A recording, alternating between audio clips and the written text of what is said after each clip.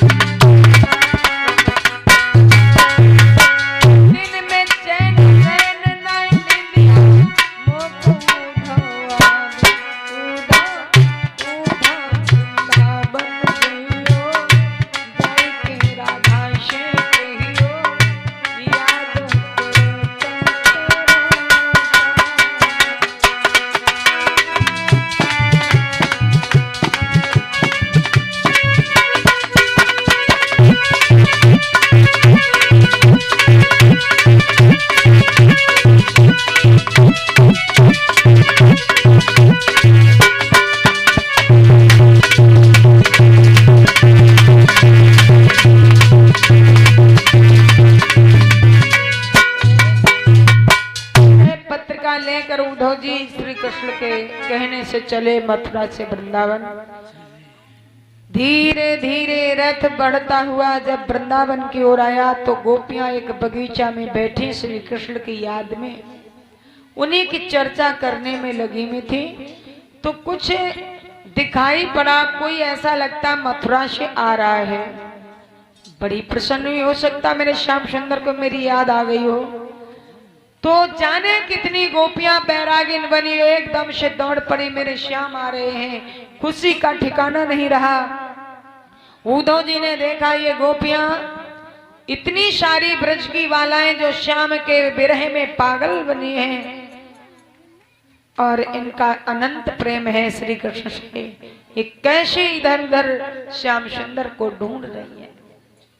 तब तक उद्धव जी नजदीक आए और वो शक्ल पहचानने में देर लग रही है। ना मालूम मेरे श्याम सुंदर है, ये ना मालूम कौन है। क्यों? उद्धव जी की शक्ल और श्री कृष्ण की शक्ल एक दूसरे से मिलती जुलती थी, इसलिए पहचान नहीं पा रही है। परिचय पूछती, आप कौन हैं? मथुरा से आए हैं। कि उद्धव बोले सुन लो आली, उद्धव बोले सुन लो आली, और मथुरा नगरी से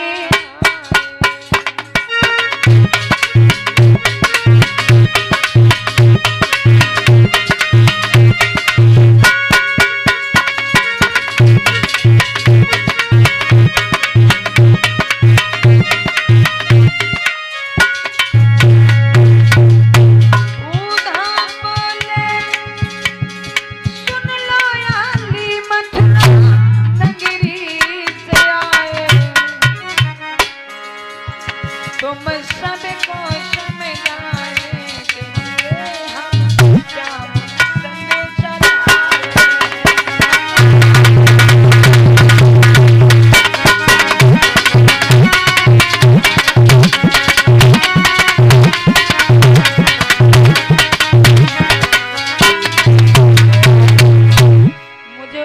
कहते हैं। मैं श्री कृष्ण का परम मित्र हूँ और आप सब कौन है? बोले हम ब्रज की बालाएं हैं। हमें को बैरागिन बनाकर छोड़कर चले गए मेरे श्याम सुंदर। उद्धव जी का नाम सुना तो सुंदर आसन पर बिठाती हैं। आओ उद्धव, मेरे श्याम सुंदर क्या मेरी याद करते हैं? उद्धव जी बोले वृंदावन का कंकड़ पत्थर ऐसा कोई स्थान नहीं है जो श्याम सुंदर के नजरों में ना हो। सभी को याद करते, कुछ कारण है। जो भी नहीं आ सके, मामा कंस का वध कर दिया है, माता पिता के बंधन खोल दिए हैं, नाना जी को फिर से मथुरा का राज्य पाठ दे दिया है और अब वो भक्तों के यहाँ बिछड़ कर रहे हैं। अब कुछ ही समय में आने वाले हैं। उद्धव जी को बिठा लिया और श्री कृष्ण की पत्रिका जब गोपिकाओं को दी गई तो गोपियां पत्रिका पढ़ करके देखती हैं कि अब हमको समय में आ जाएंगे, आप चिंता नहीं करना। ये तो मैं समझ ही गया कि परसों की वजह बरसें हो गई है, मैं नहीं पहुंच सका आपके पास, ये वादा मेरा झूठा हो गया है, लेकिन हम सबको याद करते हैं। आप चिंता नहीं करना, कुछ ही आप दिनों में मेरे दर्शन प्राप्त करोगे। ये जैसे ही कह रहे तो उद्धव कहते, सुनो श्री कृष्ण के विरह में आप इतना व्याकुल हो रही हैं तो वो तो कहीं दूर है ही नहीं आपसे। उद्धव जी कुछ निर्गुण ब्रह्म की चर्चा सुनाने लगे कि श्री कृष्ण आपके साथ हैं, जिसे कहते कणकण में झांकी भगवान की पर किसी सूझ वाली आंख ने पहचान की। जब कणकण में भगवान है तो भगवान तुमसे दूर वो कैसे चला गया? वो तो तुम्हारे पास है। और उस ब्रह्म की क्यों नहीं पूजा कर लेती हो? उस ब्रह्म की क्यों नहीं आराधना करती हो जो निर्गुण ब्रह्म तुम्हारे में व्यापक है?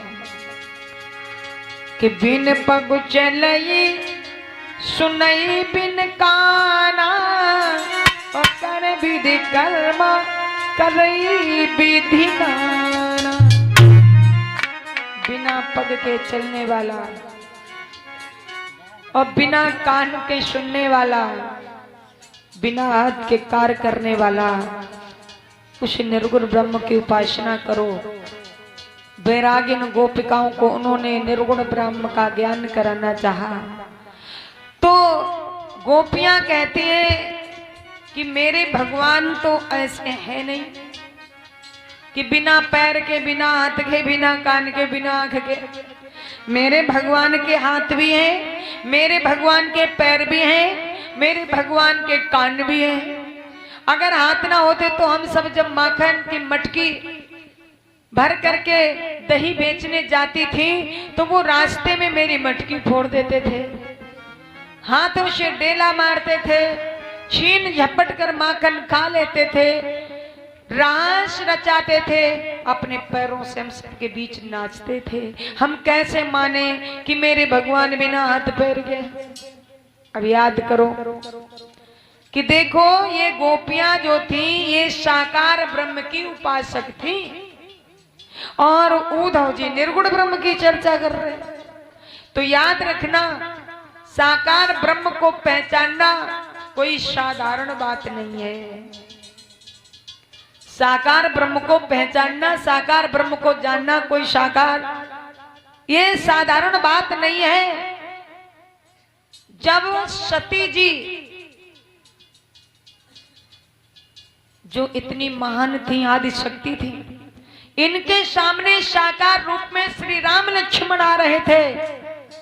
भगवान शंकर ने पहचान लिया था, लेकिन सती जी भ्रमित हो गई थी ना, वो भी नहीं शंका में हो गई कि ये कैसे ब्रह्म हो सकते हैं जो अपने पत्नी के विरह में रोते हुए घूम रहे हैं, बस पक्षियों से पूछ रहे हैं तो क्या ये ब्रह्म है। उन्हें भी शंका हो गई। तो हम आप साधारण इंसान की क्या बात कहें। जब सती मैया भी भ्रमित हो गई साकार ब्रह्म को देखकर, वो भी शंका में पड़ गई। तो साकार ब्रह्म को पहचानना कोई साधारण बात नहीं है। अब आजकल तो साकार ब्रह्म के लिए सुखते कौन नहीं जानेगा, सब पहचान लेंगे। भगवान आए तो कैसे आएंगे। दो पैर होंगे भगवान के, बांसुरी लिए होंगे, राधा रानी साथ होंगी, मोर मुकुट धारण किए होंगे, और जब भगवान ऐसे रूप में आएंगे हम पहचान लेंगे। ये बताओ भगवान का एक रूप है, निराकार निरे आकार भगवान ने लिए हैं, एक दो नहीं है। कभी तक्षक के रूप में आए, कभी मत्स्य के रूप में आए, तो कभी कच्छप के रूप में आए, कभी बामन के रूप में आए, तो कभी नरसिंह के रूप में आए, और कभी राम अवतार लेके आए, तो कभी कृष्ण के रूप में आए, कभी हयग्रीव बन के आए, तो कभी शूकर रूप धारण। भगवान के निरे आकार हैं, एक दो नहीं। कब कैसा अवतार लेकर के भगवान आ जाए तो कैसे तुम पहचानोगे। अगर आपके सामने शूकर आ जाए तो तुम उसे भगवान कहोगे लाल लाठी जल्दी से मार डालो, है ना। शेष अवतार में भी भगवान आए, अगर नाग देवता घर में निकल आवे, नाग देवता घर में अगर निकल आवे तो फिर क्या करोगे, दूध पिलाओगे।